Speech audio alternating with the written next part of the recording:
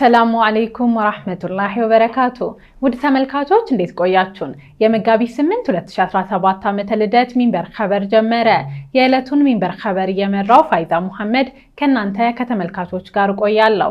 እስከ ፍጻሜው አብራችሁን እንድትዘልቁ በአክብሮት እየጋበዝኩ ለዕለቱ ከያዝናቸው ጉዳዮች መካከል አበይቱን አስቀድማለሁ።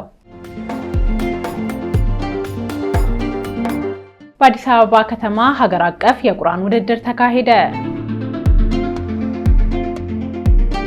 በሚያንማር በአስቸጋሪ ሁኔታ ውስጥ የነበሩ 53 ኢትዮጵያውያን ወደ ሀገራቸው እንደተመለሱ የውጭ ጉዳይ ሚኒስቴር ገለጸ።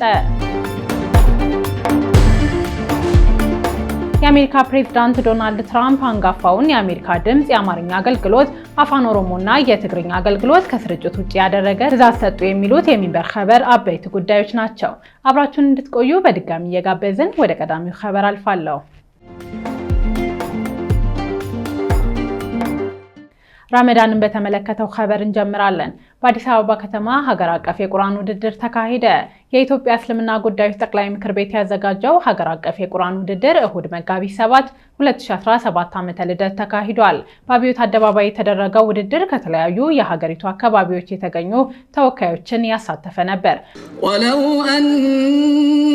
አነሁም ቃሉ ሰሚዕና ወአጣዕና ወስመዕ ወንዙርና ለካነ ኸይራ። በፍጻሜ ውድድር በሁለቱም ጾታ ከ3 ክልሎች የተገኙ ተወዳዳሪዎች ተሳታፊ ሆነዋል። ለግማሽ ቀን በተደረገው ውድድር በሁለቱም ጾታ ለፍጻሜ በተደረገው ውድድር በወንዶች ከኦሮሚያ ክልል የተወከለው ሰላሐዲን አብዱራህማን አንደኛ በመውጣት ሲያሸንፍ፣ በሴቶች ከአማራ ክልል የተወከለችው ሀፍሳ ከድር ማሸነፍ ችላለች። በወንዶች ውድድር ከአማራ ክልል የተወከለው ሙሐመድ አወል አደም ሁለተኛ ደረጃ ያገኘ ሲሆን ከሶማሌ ክልል የተወከለው አብዱላሂ ኡስማን ሶስተኛ ደረጃ በማግኘት አጠናቋል። በአንጻሩ በሴቶች ከኦሮሚያ የተወከለችው ሱንዱስ ሼክ አብዱረዛቅ ሁለተኛ፣ ከሶማሌ ክልል የተወከለችው አሊያ መሐመድ ኑር ደግሞ ሶስተኛ ደረጃ በማግኘት አጠናቃለች። በውድድሩ አንደኛ ለወጡት አሸናፊዎች የተሽከርካሪ ስጦታ ተበርክቷል። በተጨማሪም የገንዘብ ሽልማት አግኝተዋል። ሁለተኛ ደረጃ ለወጡ 500 ሺህ እንዲሁም ሶስተኛ ደረጃ ላገኙት የ300 ሺህ ብር የገንዘብ ሽልማት ተሰጥቷል። ስለ ዝግጅቱ የተናገሩት የኢትዮጵያ እስልምና ጉዳዮች ጠቅላይ ምክር ቤት ፕሬዝዳንት ጽህፈት ቤት ኃላፊ ኡስታዝ አቡበከር አህመድ ሀገር አቀፍ የቁርአን ውድድሩ ትውልዱ አራያ በሚፈልግበት ጊዜ የተደረገ መሆኑን በመግለጽ በመርሃ ግብሩ ላይ የቁርአን ክብር የታየበት እንደሆነም ተናግረዋል። በረመዳን ወር መደረጉም ሙስሊሙ ማህበረሰብ ከሌላው ማህበረሰብ ጋር አብሮነቱን የማስቀጠል ማሳያ መሆኑንም አስረድተዋል። የዛሬው ልዩ የሚያደርገው ታላቁን ቁርአንን ከፍ የምናደርግበት የቁርአን ክብር የሚወሳበት በኢትዮጵያ እስልምና ጉዳዮች ጠቅላይ ምክር ቤትና በዑለማ ምክር ቤቱ በጋራ በመሆን ለመጀመሪያ ጊዜ በሚባል ሙሉ ኃላፊነቱንና ሙሉ ነገር በመሸፈን ሁሉንም ስራ ሰርቶ ወጣቱ ትውልዱ ሞዴል በሚፈልግበት ጊዜ ወደ ቁርአን መምጣት እንዲችል በተለያየ መልኩ ለሌላ የሚጠራውን ወጣት መሰረቱን ማንነቱን እንዲያይ ቁርአን ጋር እንዲገናኝ ለማድረግ ትልቁን ኃላፊነት እንዲወስድ የቁርአንን ክብር ማሳያ ለቁርአን ምንም ሽልማት ቢሰጠው የሚወክለው ሳይሆን ቁርአንን ያከበሩ ሰዎች ግን ሁሉ ጊዜ የተከበሩ ናቸው የሚለውን ለማሳየት ነው። እነዚህ ዋጋቸው ገንዘብ የሚመጠን ነገር ግን ቁርአንን ላከበሩ ወጣቶች የክብር መገለጫ የሆነ ሽልማት እንዲሆን አድርጎ እስልምናዊ ጉዳዩ ይሄን መድረክ ያዘጋጀው። እዚህ መድረክ ላይ እንግዲህ በ5 ዓመታት ውስጥ አፍጥር ሲደረግበት ዛሬም ባለፉት ጊዜያቶችም የቁርአን ውድድር ሲደረግበት እንደ ሀገር የዚች ሀገር ዜጋ ባለቤት የሆነው ሁሉም ድርሻ ያለው ኢትዮጵያዊ ሙስሊም በሀገሩ ላይ ኃላፊነቱን ተወጥቶ ስለ ሰላም፣ ስለ አንድነት፣ ስለ አብሮነት የአብሮነት የመከባበር የመተሳሰብ የመረዳዳት በሆነው ረመዳን ላይ አሁንም አብሮነቱን ለማስቀጠል ማሳያ የሆነ ተግባርን በመስራት ሀገሩ ላይ ያለውን ኃላፊነት ለመወጣት ስለ ሰላም አቅጣጫዎችን የጋራ ሆኖ ለመስራት በመከባበር ስለ ሌሎቹም ወንድሞቹ ወይም ደግሞ የዚች ሀገር ዜጎች ጋር እኩል ሆኖ እችን ሀገር ወደፊት ለማሳለፍ በሚደረገው ሂደት ላይ የሚሰራ ነው። እንደ ሀገር በተለያዩ ፈተናዎች ውስጥ እናልፋለን። የተለያዩ ችግሮች ይከሰታሉ። ችግሮቻችን በምክክር የሚፈቱ በመነጋገር የሚስተካከሉ በጋራ አብሮነታችን የሚጎለብቱ በተለያየ መልኩ ሊፈጠሩ የሚችሉ ችግሮቻችን ከግለሰብ ያለፉ እኛነታችንን የማይወክሉ አብሮነታችን ሊያደፈርሱ የማይገባቸው ሕግና ስርዓት እንዲከበር የሃይማኖት ተቋሞች ኃላፊነታቸውን ሊወጡ ድርሻቸው መሆኑን የምንሰራበት ያን እያደረግን ግን እጅ ለእጅ ተያይዘን በጋራ ሀገር ጉዳዮቻችንን ተከባብረን የምንኖርበት ኃላፊነት ያለበት መድረክ ላይ ነን። ከቁርአን ውድድሩ ጎን ለጎን በተካሄደው የኢፍጣር መርሃ ግብር ላይ በሺዎች የሚቆጠሩ የከተማዋ ምዕመናን ተሳታፊ መሆን ችለዋል። የተወደዳችሁ ጣቢያችን ሚንበር ቲቪ ሙሉ መርሃ ግብሩን የሚያቀርብ መሆኑን በዚህ አጋጣሚ ለማስታወስ እንወዳለን።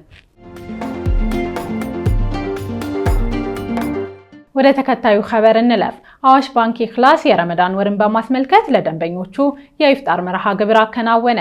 አዋሽ ባንክ ኢኽላስ የረመዳን ወርን በማስመልከት ለደንበኞቹ የኢፍጣር መርሃ ግብር ያከናወነው መጋቢት 6 2017 ነው። በአዲስ አበባ ሸራተን አዲስ ሆቴል በተዘጋጀው መርሃ ግብር ላይ የባንኩ ደንበኞች፣ አጋር አካላትና ባለድርሻ አካላት ተሳታፊ ሆነዋል።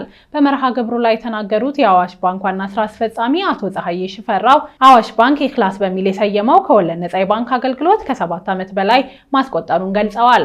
ከዚህ በተጨማሪ ከወለድ ነጻ የባንክ አገልግሎቱን ወደ ተሻለ ደረጃ ለማዘመን የተለያዩ ስራዎችን እየሰራ መሆኑን በመግለጽ በአዋሽ ብር ፕሮ የሞባይል መተግበሪያ ላይ የኢኽላስ ሞድን በመጨመር ከወለድ ነጻ የባንክ አገልግሎት ለደንበኞቹ ዘርፈ ብዙ የዲጂታል ባንኪንግ አገልግሎት የሚሰጡ አማራጮችን አቅርቧል ብለዋል። ባንኩ ከ2.7 ሚሊዮን በላይ ደንበኞችን በማፍራት 128.2 ቢሊዮን ብር በላይ ተቀማጭ ገንዘብ መሰብሰቡን በመግለጽ በተለያዩ የንግድ ዘርፍ ለተሰማሩ ከወለድ ነጻ ደንበኞችም ከ12.2 ቢሊዮን ብር በላይ የፋይናንሲንግ አገልግሎት ማቅረብ መቻሉን ዋና ስራ አስፈጻሚው ተናግረዋል። ባንኩ የ1446ኛውን ዓመተ ሂጅራ የረመዳን ወርን ምክንያት በማድረግ በአዲስ አበባና በ9 የክልል ከተሞች በተመረጡ 41 ከተሞች ውስጥ ከ2000 በላይ ለሚሆኑ ዝቅተኛ ገቢ ያላቸው አቅመ ደካሞችን የገንዘብና የአይነት ድጋፍ ማድረጉንም አስረድተዋል።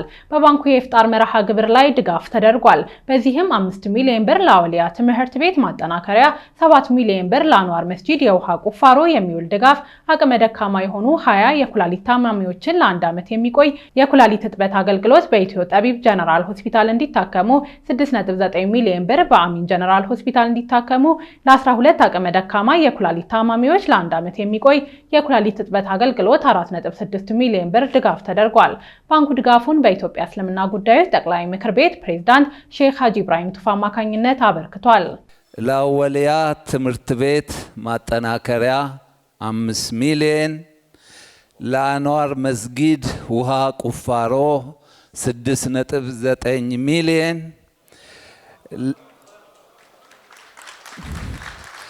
በኢትዮ ጠቢብ ሆስፒታል ለ20 አቅም ለሌላቸው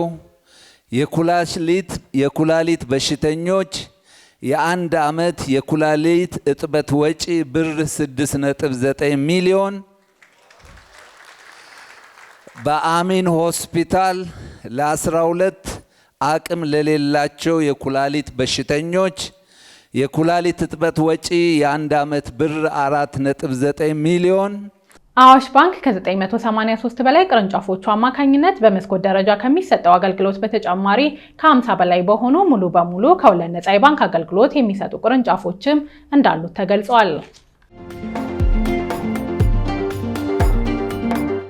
ህብረት ባንክ የረመዳን ኢፍጣር መርሃ ግብሩን በወንድም ካሊድ ፋውንዴሽን አካሄደ። ባንኩ መርሃ ግብሩን ያካሄደው ቅዳሜ መጋቢት 6 2017 ዓመተ ልደት ነው። የባንኩ ከፍተኛ የስራ ኃላፊዎችን ጨምሮ ከፍተኛ የመንግስት ባለስልጣናት፣ የኢትዮጵያ እስልምና ጉዳዮች ጠቅላይ ምክር ቤት ከፍተኛ ኃላፊዎችና ጥሪ የተደረገላቸው እንግዶች በተሳተፉበት መርሃ ግብር ላይ የወንድም ካሊድ ፋውንዴሽን የሚሰራቸውን የበጎ አድራጎት ስራዎች የሚዳስስ ዘጋቢ ፊልም ቀርቧል። የወንድም ካሊድ ፋውንዴሽን መስራችና ስራ አስኪያጅ አቶ ካሊድ ናስር የፕሮግራሙን መዘጋጀት በማስመልከት ባስተላለፉት መልእክት ህብረት ባንክ የኢፍጣር መርሃ ግብሩን በድርጅቱ በማካሄዱ ምስጋና አቅርበዋል። የወንድም ካሊድ ፋውንዴሽን ከምስረታው አንስቶ በርካታ የበጎ አድራጎት ስራዎች ላይ በመሳተፍ ማህበራዊ ኃላፊነቱን እየተወጣ እንደሚገኝም ተገልጿል። ድርጅቱ ከጎዳና የተነሱ ወገኖችን በ3 ወር ጊዜ ውስጥ ራሳቸውን ችለው እንዲወጡ እያደረገ መሆኑንም አስታውቋል። ሜክሲኮ አደባባይ እስከ ፍልውሃ የተለያየ አካባቢ ላይ ነበሩ። በተለይ አሁን በዚህ በኮሪደር ልማት ጎዳና ላይ የነበሩ ልጆችን አንስተን በ3 ወር ውስጥ እያቋቋምን ራሳቸውን ችለው የሚወጡበትን ነገር እየሰራን ነው። ይሄንን ነው እንግዲህ ሂደት ግን ሰዎች እይታ ውስጥ ሲታይ ማሻአላህ አሁንም እዚህ ቪዲዮ ውስጥ ወንድም ካሊድ ጋር አፈጠረን ስንል ያለው ባክግራውንድና እይታ እኔ የነበርኩበት ማንነትም ስለሚሆን በቃ ሁሉ ጊዜ ሰዎች የሞላልን ይመስልናል። ግን ኢንሻአላህ አላህ ሁሉ ጊዜ ይሞላዋልና ዱዓ እንድታደርጉልን በአቅማችሁ ሁሉ ደግሞ እንድትደግፉልን ጠይቃለሁ። በአጋጣሚ ያው በዚህ አጋጣሚ ኢትዮ ቴሌኮሞችን እናመሰግናለን። አንዱ አጋዣችን እነሱ ናቸው። መጋቢትን ለወንድም ካሊድ ፋውንዴሽን በሚል በአንድ ሰብስክራይብ እና በአንድ ላይክ በሚል 30 ብር ለመስጠት ስልካችን ላይ የመጣ ሜሴጅ አለ። ሶሻል ሚዲያ እነዚህን በማድረግ ጭምር በትንሹ ማገዝ እንችላለን። በኢፍጣር መርሃ ግብሩ ለወንድም ካሊድ ፋውንዴሽን የበጎ አድራጎት ስራዎች እውቅና በመስጠትም ከሁሉም አካላት ድጋፍ ሊደረግ እንደሚገባ ጥሪ ቀርቧል።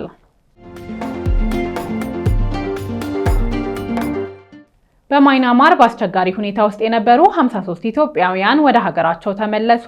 በማይናማር በአስቸጋሪ ሁኔታ ውስጥ የነበሩ 53 ኢትዮጵያውያን ወደ ሀገራቸው እንዲመለሱ ማድረጉን የገለጸው የውጭ ጉዳይ ሚኒስቴር ነው።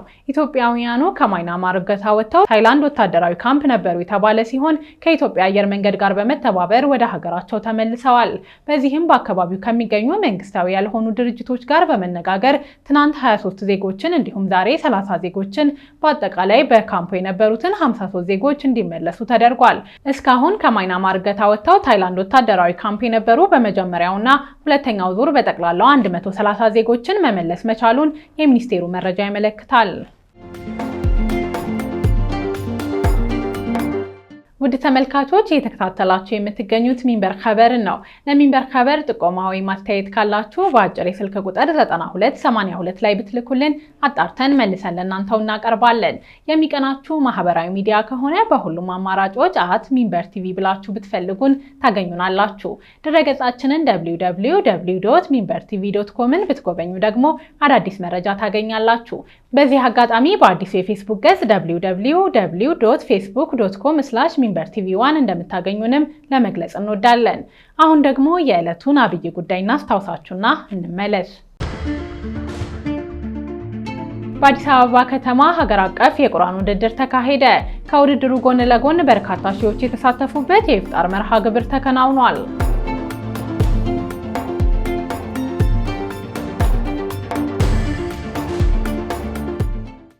ወደ መጨረሻው ኸበር እንለፍ። ለበርካታ አስርት ዓመታት በራዲዮ ሞገድ ሲሰራጭ የቆየው የቪኦኤ አማርኛ፣ አፋን ኦሮሞና ትግርኛ ስርጭት እንዲቋረጥ የሚያደርገውን ትዕዛዝ የአሜሪካው ፕሬዝዳንት ዶናልድ ትራምፕ አስተላልፈዋል። ዝርዝሩን አህመድ አብዱራህማን ተመልክቶታል። ለበርካታ አስርት ዓመታት በራዲዮ ሞገድ ሲሰራጭ የቆየው የቪኦኤ አማርኛ፣ አፋን ኦሮሞና ትግርኛ ስርጭት እንዲቋረጥ የሚያደርገውን ትዕዛዝ የአሜሪካው ፕሬዝዳንት ዶናልድ ትራምፕ አስተላልፈዋል። ፕሬዝዳንቱ ውሳኔውን ያሳለፉት ባለፈው ሳምንት ጁማ ነው። ውሳኔው የተላለፈበት የአሜሪካ ድምፅ ራሳቸው እንደሚጠሩት ቮይስ ኦፍ አሜሪካ የሚተዳደረው ዩናይትድ ስቴትስ ኤጀንሲ ፎር ግሎባል ሚዲያ በተሰኘ ኤጀንሲ ነበር። ኤጀንሲው ለትርፍ ያልተቋቋሙና ኮሚኒዝምን ለመከላከል የተመሰረቱ የራዲዮ ጣቢያዎችን በገንዘብ የሚደግፍ መሆኑ ይነገርለታል። በዚህ አግባብ የገንዘብ ድጋፍ ከሚደረግላቸው መካከል የአሜሪካ ድምፅ አንደኛው ሲሆን ራዲዮ ፍሪ ዩሮፕ ወይም ራዲዮ ሊበርቲና ራዲዮ ማርቲ በዚህ ምድብ ይገኛሉ። ራዲዮ ፍሪ ዩሮፕ በምስራቅ አውሮፓ፣ ማዕከላዊ እስያ፣ የምዕራብ እስያን ክፍል በሚያቅፈው የካውካሰስ ቀጠናና በመካከለኛው ምስራቅ የሚሰራጭ ነው። ራዲዮ ማርቲ ደግሞ በስፓኒሽ ቋንቋ የሚተላለፍ የፕሮፓጋንዳ ማሽን ነው ተብሎ የሚገለጽ ነው። ለእነዚህ ራዲዮ ጣቢያዎች ገንዘብ የሚደግፈው ኤጀንሲው ድጎማውን ከአሜሪካ መንግሥት ተቀብሎ በስሩ ከ3500 በላይ ሰራተኞችን እንዳቀፈ ይነገራል። ከጣቢያዎቹ መካከል በተለይ ቪኦኤ በወግ አጥባቂው ሪፐብሊካን ፓርቲ ሰዎች ትችት የሚሰነዘርበት ነው። ፕሬዝዳንት ትራምፕ እንደ አውሮፓውያኑ አቆጣጠር በ2016 ስልጣን በያዙበት ወቅት የዋይት ሃውስ ሰዎች በቀጥታ ቪኦኤ ለአሜሪካ ጥቅም እሰራለሁ ቢልም አገልግሎቱ ግን ለጠላት ያደላ ነው በሚል ነቀፌታ ሰንዝረውበታል። ትራምፕ በዳግም ምርጫ ሳይቀናቸው ቀርቶ በመሃል ዲሞክራቶች ስልጣን ሲቆናጠጡ ትችቱ እንዲረግብ ሆኗል። ይሁን እንጂ ፕሬዝዳንቱ ዳግም ወደ ስልጣን ሲወጡ ቀድሞ ያቄሙበት ራዲዮ ላይ ትዕዛዝ አስተላልፈዋል። ባለፈው ሳምንት ጁማ የተላለፈው የትራምፕ ትዕዛዝ የአሜሪካን ድምፅ የፌዴራል በጀት የሚያነሳ ነው። ከትዕዛዙ ጋር የተነበበው የዋይት ሃውስ መግለጫ ከዚህ በኋላ ግብር ከፋዮች ለአክራሪ ፕሮፓጋንዳ ወጪ እንዳያወጡ ያደርጋል የሚል ሰፍሮበታል። በትዕዛዙ መሰረት የሥራ ኃላፊዎች አፈጻጸማቸውን እንዲቀንሱ በሕግ የሚጠይቁትን አገልግሎትና እንቅስቃሴያቸውን ጭምር እንዲገድቡ ተጠይቀዋል።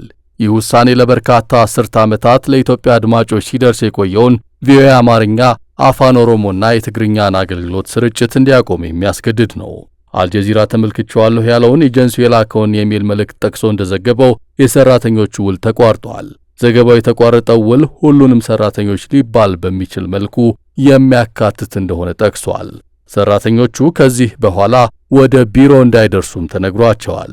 በሩሲያ ቋንቋ የሚተላለፈው የጣቢያው ባልደረባ ሚሻ ኮማዶቭስኪ እርሷን ጨምሮ ለሁሉም ባልደረቦች የኮንትራት ጊዜያቸው ማርች 31 2025 እንደሚያበቃ የሚገልጽ መልእክት እንደደረሳት በኤክስ ገጽ አስፍራለች። ከትራምፕ ትዕዛዝ በኋላ የቪኦኤ ስርጭት በበርካታ አካባቢዎች እንዲቆም ተደርጓል። በእስያና መካከለኛው ምስራቅ የሚገኙ አንዳንድ ራዲዮኖች ደግሞ መደበኛ ስርጭት በማቋረጥ ሙዚቃ ብቻ እያስተላለፉ ይገኛሉ።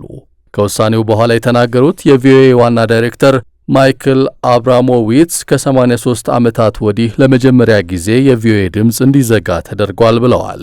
የአሜሪካን ታሪክ በመናገር በመላው ዓለም ዲሞክራሲንና ነጻነትን ስናስተዋውቅ ቆይተናል ያሉት አብራሞዊትስ በተለይ በአምባገነን ስርዓት ውስጥ ለሚገኙ ህዝቦች ተገቢና ሚዛናዊ መረጃዎችን ሲያቀርቡ መቆየታቸውን ገልጸዋል። ከሁለተኛው የዓለም ጦርነት በኋላ የናዚ ጀርመንን ፕሮፓጋንዳ ለመቀልበስ በሚል የተቋቋመው የአሜሪካ ድምፅ በመላው ዓለም ከ40 በላይ ቋንቋዎች የሚሰራጭ ነው። በአጠቃላይ ከ354 ሚሊዮን በላይ አድማጭ እንደነበረውም ይነገራል። ውድ ተመልካቾች ለዛሬ ያዘጋጀነው የሚንበር ኸበር በዚሁ ተጠናቀቀ። ፋይዛ መሐመድ አብሬያችሁ ነበር። ወሰላሙ አለይኩም ወራህመቱላሂ ወበረካቱ።